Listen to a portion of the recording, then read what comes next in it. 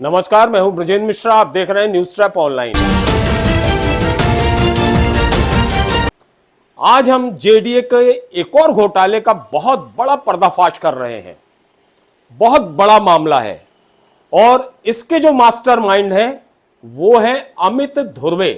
जी हां, जेडीए में जो चल रहा है घपले और घोटालों का दौर, वो टूटने का नाम नहीं ले रहा। एक के बाद एक नई नई चीजें, नए नए घोटाले, नए नए तरीके। और ये दोनों रिंग मास्टर, जेडीए के सीईओ दीपक वैद्य और सहायक भू अर्जन अधिकारी अमित धुर्वे, ये दोनों मिलकर इनकी जो संगमिति है, ये जबरदस्त गुल खिला रहे हैं। ऐसा लग रहा है कि जेडीए की जितनी भी जमीन है उसको खुर्द-बुर्द करने के लिए ये कसम खाकर बैठे हैं। मामला है जेडीए की योजना क्रमांक 11 का, शताब्दीपुरम। आप जानते हैं उखरी चौक के पास बेशकीमती जगह है, बेशकीमती जमीन है। इसका ऑफर निकलता है, ऑफर में अप्लाई किया जाता है और जिसको वो प्लाट 2400 वर्ग फीट का प्लाट मिलता है वो अमानत राशि जमा कर देता है, लेकिन उसके बाद की जो किस्तें हैं वो जमा नहीं करता। देखिए साहब, अमानत राशि जमा कर दी उसने, लेकिन उसके बाद की जो प्रक्रिया के तहत पैसा जमा करना होता है वो उसने जमा नहीं किया। 4 साल पहले ये प्लॉट रामेश्वर आदि तेल वाले हैं, जबलपुर के बहुत प्रसिद्ध हैं, व्यापारी हैं, इन्हें जेडीए ने अलॉटमेंट किया था 4 साल पहले। इन्होंने अलॉटमेंट के बाद अमानत राशि तो जमा कर दी, लेकिन बाद की जो किस्त वाली राशि है वो जमा नहीं की। जेडीए ने नोटिस जारी किए, नोटिस पर नोटिस जारी किए, कोई जवाब नहीं आया, कोई पैसा जमा नहीं हुआ। स्थिति यह बनी कि जेडीए बोर्ड ने उस अमानत राशि को भी राजसात करने के आदेश दे दिए और वो राशि राजसात कर ली। इसके अलावा उस प्लाट के आवंटन को निरस्त कर दिया। सोचिए जरा, दो सीईओ बदल गए इस पीरियड में, इन 4 सालों में, और उन दोनों सीईओ ने इसमें कुछ भी करने की कोशिश नहीं की कि हम चुपके से कोई खेला कर लें या पैसा जमा करा लें या आवंटन को फिर से पुनर्जीवित कर दें ना, क्योंकि नियम विरुद्ध था।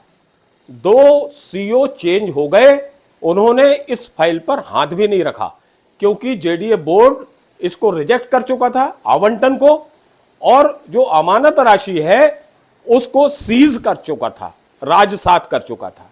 लेकिन वाह साहब, देखिए, जैसे ही ये सीईओ महोदय दीपक वैद्य कुर्सी पर विराजमान हुए और अमित धुर्वे बहुत पावरफुल हो गए, इतने पावरफुल हो गए, ऐसा लगता है कि जेडीए के जो चेयरमैन है divisional commissioner mister Abhay Verma, उनसे भी ज्यादा पावरफुल है अमित धुर्वे। इस अमित धुर्वे ने 11 लाख रुपए अवैध तरीके से, नियम विरुद्ध तरीके से चुपके से जमा करा लिए। इस सवाल को मैंने पूछा, अमित धुर्वे से डायरेक्ट पूछा कि जब वो प्लाट निरस्त हो चुका था, आवंटन निरस्त हो गया था, राशि राजसात हो गई थी, तो फिर आपने ये 11 लाख रुपए कैसे जमा करा लिए? तो मालूम है उनका क्या जवाब था, क्या सफाई दी? अमित धुर्वे कहने लगे ये कंप्यूटर की त्रुटि थी। वाह साहब वाह, आप कंप्यूटर की त्रुटि बताने लगे। जो फाइल चल रही है वो नहीं देखेंगे आप, जो फाइल में पेपर लगे हैं वो नहीं देखेंगे आप, जेडीए बोर्ड ने क्या निर्णय लिया ये नहीं देखेंगे आप, 2 सीईओ बदल गए, उन्होंने क्या टीप लिखी ये नहीं देखेंगे आप कंप्यूटर के गुणा भाग को देखेंगे, ग्राफ को देखेंगे और ये मान लेंगे कि कंप्यूटर में गलत दर्ज है और आप अपने हाथ से बगैर फाइल देखे पैसा जमा करा लेंगे। मतलब आप तो चेयरमैन से भी ज्यादा पावरफुल हो गए, आप तो बहुत बड़े अधिकारी हो गए कि पूरे नियम कायदे आपकी जेब में है, पूरे जेडीए को आप अपने इशारों पे चलाना चाहते हैं। जेडीए के सीईओ दीपक वैद्य से मैंने ये सवाल पूछा था, तो उनका यह कहना था कि साहब ये अमित धुर्वे से आप पूछो। मैंने अमित धुर्वे से पूछा तो अमित धुर्वे कंप्यूटर की दुहाई देने लगे। तो मैंने सवाल जवाब किए कि क्या पूरी प्रक्रिया, जो भी कार्यवाहियां होती है लिखा पढ़ी की, कंप्यूटर देख के होती है? तो फिर फाइल क्यों रखे हो आप? फाइल अलग कर दो। फाइल की क्या जरूरत है जब आपको फाइल देखना ही नहीं है, किसके साइन है, क्या टीप है? क्या कंप्यूटर में टीप रहती है? तो इस तरह की ये बहानेबाजी इन्होंने की अमित धुर्वे ने, और वो उस प्लाट को बकायदा इन्होंने 11 लाख रुपए देके उसके आवंटन को पुनर्जीवित कर दिया। चर्चाएं तरह तरह की हैं कि इसमें बहुत बड़ा खेला हुआ है, सौदेबाजी के भी आरोप लग रहे हैं बहुत, लेकिन सौदेबाजी की पुष्टि मैं नहीं करूंगा क्योंकि ये आरोप है। जेडीए के लोग ही कह रहे हैं कि साहब इतना बड़ा काम मुफ्त में और सामान्य तरीके से तो नहीं हो सकता, इसमें बड़ी अप्रोच भी लगी है और बहुत कुछ हुआ है। स्वाभाविक है, जो जमीन है बेशकीमती जमीन है, 2400 वर्ग फुट का प्लाट है, शताब्दीपुरम योजना क्रमांक 11 है, बेशकीमती जगह है, और ऐसी जगह पर अमित धुर्वे ने अपना कमाल दिखा दिया, सामने वाले को लाभ पहुंचा दिया।